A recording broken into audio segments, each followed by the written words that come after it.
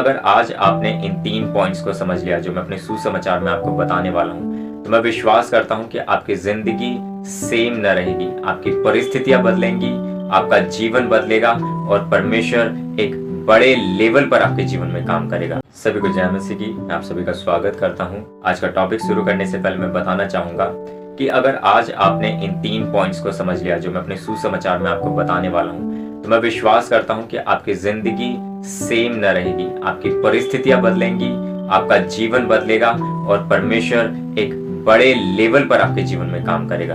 तो स्किप ना करें, वीडियो को अंत तक देखें। तो चलिए मैं टॉपिक को शुरू करता हूं जिसका नाम है हर परिस्थिति में परमेश्वर पर भरोसा करें।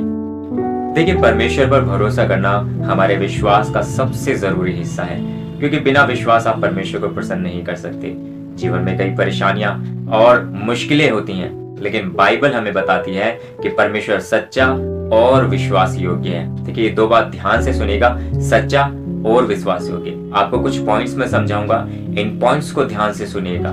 मैं पहला पॉइंट शुरू करने जा रहा हूं जो कि है परमेश्वर पर भरोसा करने का अर्थ क्या है। बहुत से लोगों को नहीं पता कि परमेश्वर पर भरोसा करना क्या होता है। देखिए, मैं आपको बताना चाहता हूं, परमेश्वर पर भरोसा करने का मतलब है कि हम पूरी तरह से उसकी योजनाओं और वचनों पर विश्वास करें। भले ही हमारी परिस्थिति कठिन क्यों ना हो, भले कितना बड़ा पहाड़ हमारे सामने क्यों ना हो, हम परमेश्वर पर भरोसा रखें।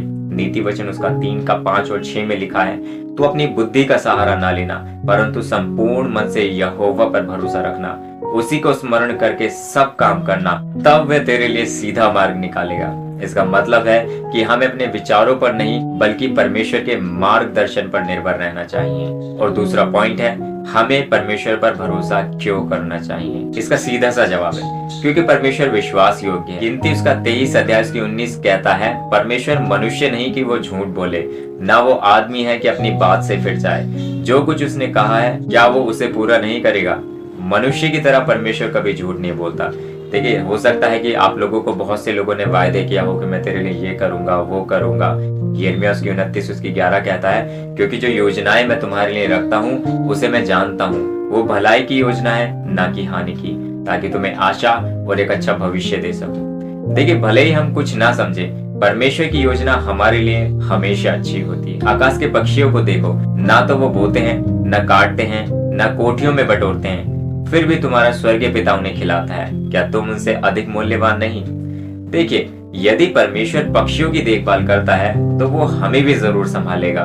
वो पत्थर के नीचे बैठे हुए कीड़े को भी जानता है कि किस समय पर उसको खाना देना है। तो परमेश्वर ने तो हमें अपना पुत्र अपना पुत्री करके बुलाया है, तो वो हमारा ध्यान क्यों ना रखेगा। चलिए आपको एक बाइबल की छोटी सी कहानी से समझाता हूँ जो कि अब्राहम के विश्वास के ऊपर है। बाइबल में अब्राहम परमेश्वर पर भरोसा करने का एक सबसे बड़ा उदाहरण है। उत्पत्ति 22 में परमेश्वर ने अब्राहम से कहा कि वो अपने बेटे इसहाक को बलिदान करे। ये बहुत कठिन परीक्षा थी, लेकिन अब्राहम ने बिना सवाल किए परमेश्वर पर भरोसा किया। जब वो अपने बेटे की बलि देने वाला था, तब परमेश्वर ने एक मेढ़ा भेजकर उसकी जगह पर बलिदान करवाया। ये कहानी हम सभी जानते हैं। इस कहानी से हमें एक सीख मिलती है। अब्राहम ने परमेश्वर पर भरोसा किया, भले ही परिस्थिति कठिन थी। तो हो सकता है आज हमारी परिस्थिति बहुत कठिन हो, हम फैसला न ले पा रहे हो परमेश्वर के लिए, परिवार के लिए, अपने जीवन के लिए, पवित्रताई के लिए, अपने परमेश्वर के राज्य के लिए, लेकिन मैं आपको बताना चाहता हूँ कि परमेश्वर पर भरोसा करें जैसे अब्राहम ने किया।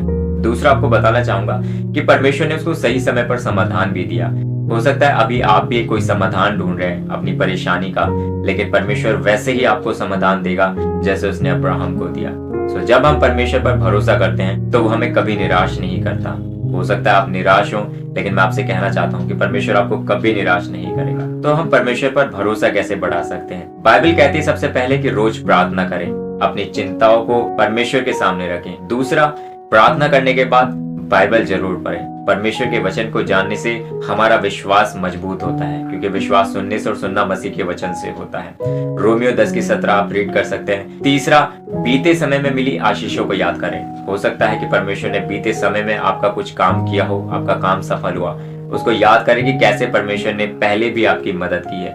भजन संहिता 77 उसकी 11 आप रीड कर सकते हैं। चौथा पॉइंट आपको बताना चाहूंगा कि विश्वासियों के साथ संगति करें, क्योंकि अच्छी संगति से विश्वास बढ़ता है। देखिए, एक कोयला जब तक वो आग में होता है तब तक वो गर्म होता है, लेकिन जैसे ही वो आग से अलग होता है वैसे ही वो ठंडा हो जाता है। यशायाह उसकी 41:10 में लिखा है कि मत डर, क्योंकि मैं तेरे संग हूँ। विचलित ना हो, क्योंकि मैं तेरा परमेश्वर हूँ। मैं तुझे दृढ़ करूंगा, मैं निश्चय तेरी सहायता करूंगा और अपने धर्म में दाहिने हाथ से तुझे संभाले रहूंगा।